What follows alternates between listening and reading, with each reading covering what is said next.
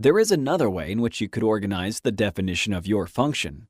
Start by defining plus 10 with an argument of a and a colon.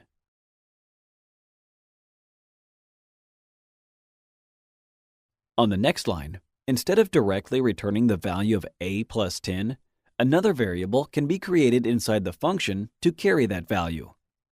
I will use the name result here. I will assign it with the desired value of a plus 10. Let's check what we just did.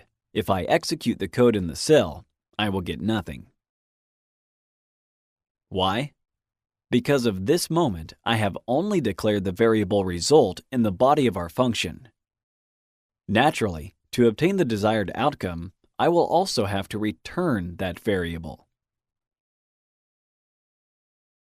See? When I call plus 10 with an argument of 2, I obtain 12. It is all fine again.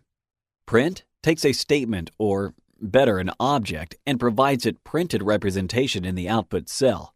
It just makes a certain statement visible to the programmer.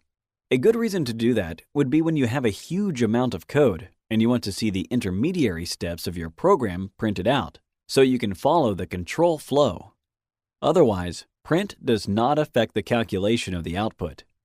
Differently, return does not visualize the output. It specifies what a certain function is supposed to give back. It's important you understand what each of the two keywords does.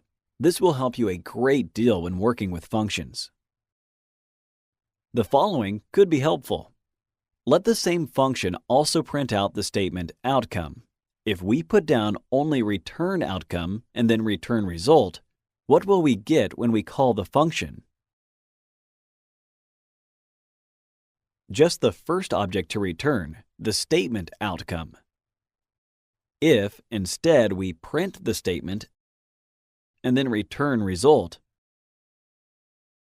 we will get what we wanted, the outcome statement and the result of the calculation, 12. This was to show you we can return only a single result out of a function. This will do for now.